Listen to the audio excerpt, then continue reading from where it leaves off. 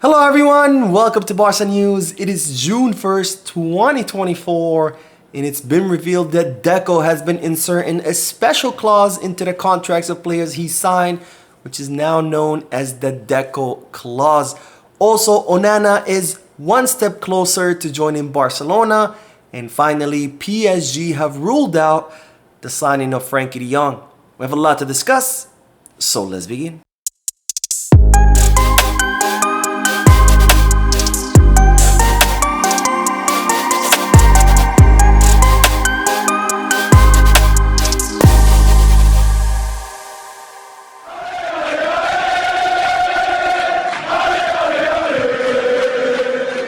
Hello everyone, welcome to the channel. My name is Mo and I'm bringing you this incredibly late video because today I did have a birthday of a very special friend to me, so I spent all day at that birthday party. And then I came home and I decided that I couldn't go to sleep until I made videos, so this is why this video is coming to you super late. I do apologize about that, but don't worry, by the time you're done watching this, you'll be all up to date about all the Barcelona news that came out of Camp Barca today. Anyways, before I begin with the news, don't forget to hit that like button, subscribe to the channel, and drop a comment.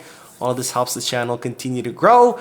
And let's begin with some funny news, because today was the Champions League final between Real Madrid and Dortmund, which was played in London at Wembley. And this is where it gets funny, because Vueling, which is an airline in Spain who was transporting the Real Madrid fans to London, decided to use this plane that you see on your screen, which is the Barcelona Femini plane. So Real Madrid fans were super surprised when they got out of the bus, because they were transported from the airport to the plane by bus. And then when they got out of the bus, they saw that the plane that was transporting them had the Barcelona Femini team on it and the Barcelona crest. So definitely a funny story to begin this video with. We don't know if Vueling did this on purpose or if it was just the only plane they had available, but it was definitely funny to see the faces of the Real Madrid fans as they were pulling up to the plane to see the Barcelona Femini painted on the plane that was taking them to London. If you want, you can go ahead and go on Twitter, look it up. You'll see all the videos from the fans. I can't post any of them for copyright issues, but definitely check them out because it was pretty funny to see their reactions. But anyways, let's dive into more specific Barcelona news, because it's been revealed that Deco has been inserting a special clause into the contracts of some of the contracts of the players that he has signed.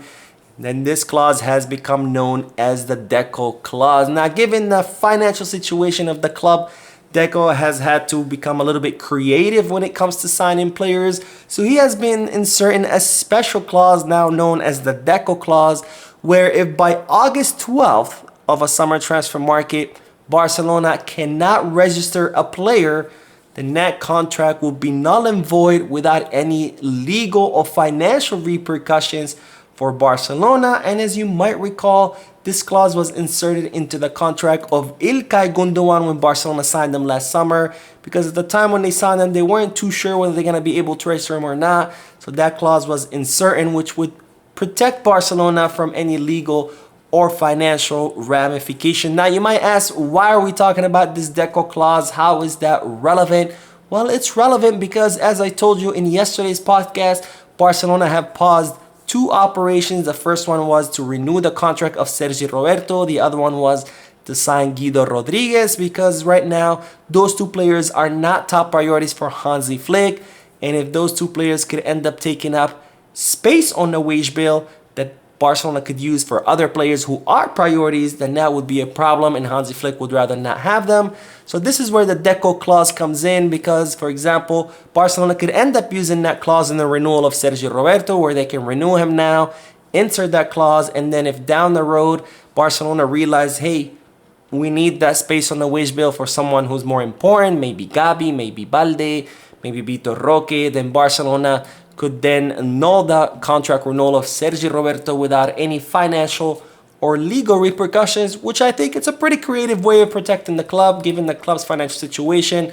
So good job, Deco, for coming out with that release clause. Now, speaking of Deco, we do have to talk about his favorite signing, or his favorite player to be signed, which is Amadou Onana, because now Onana is one step closer to joining Barcelona. Now, the 22-year-old defensive midfielder who currently plays for Everton is Deco's favorite option to play in that defensive midfield position. That was, of course, a source of disagreement between Deco and Xabi, where Deco wanted Onana, who's more of a defensive, physical, destroyer type midfielder, versus Xabi wanted a midfielder who was more technical, more of a pivot like Subimendi.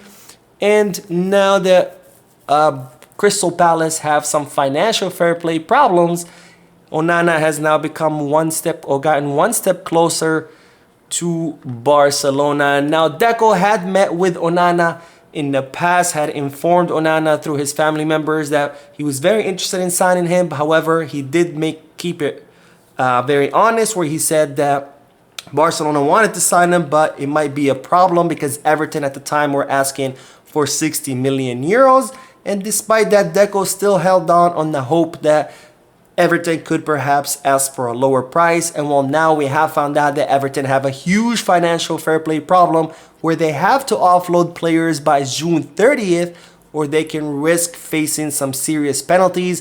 So this is where Deco sees this as an opportunity, because he now believes that given the urgency of Everton to offload Onana, that Deco could end up, offering 40 million euros, which would make this operation a lot more affordable. Now, this operation would only happen if Barcelona achieve the 1-to-1 rule, and of course, this would have to be approved by Hansi Flick, because as you know by now, Hansi Flick has yet to sit down with Deco to discuss all the pending operations in order to decide which players Flick likes and which players he doesn't. Now, another interesting thing about the whole Amadou Onana situation is that the player just gave an interview where he said that he wanted to go to the Euros, do well in the Euros with Belgium, and then look to make a jump to a big club. And this is big because this is the first time that Onana has said that he's looking to make a move to a big club. So that definitely puts Onana closer to Barcelona, because now he has actually proclaimed in public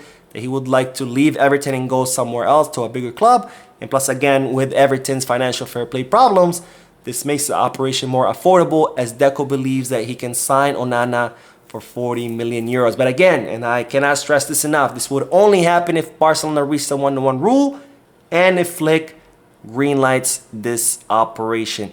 Now, speaking of midfielders, we do have to talk about Frenkie de Jong, because PSG have now ruled out the signing of the Barcelona midfielder. Now, we know that Barcelona have sent Frenkie de Jong a contract renewal offer several months ago, which the Dutch player has yet to respond to.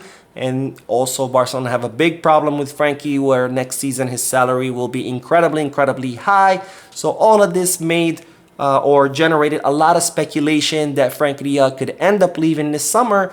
And as a result, that attracted the attention of other clubs such as Manchester United, Bayern Munich, and also the French club PSG. Well, now it seems that PSG have ruled out the signing of Frenkie de Jong, because they would like to focus their resources on signing Kvaratskhelia, where it's being reported that PSG could offer upwards of 150 million euros for the Georgian attacker. So it seems that Frenkie will now have one less option in case he does want to leave Barcelona. But of course, Frenkie has maintained until now that he wants to stay at the club. But at the same time, he's not responding to Barcelona's renewal offer.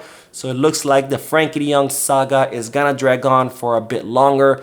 We're going to have to wait and see what happens, whether he stays at the club or whether he decides to leave. And if he does, we'll see where he will leave to, because as of now, his only two options would be Manchester United and Bayern Munich. Anyways, that is all the news for this video. I will be uploading another video very shortly.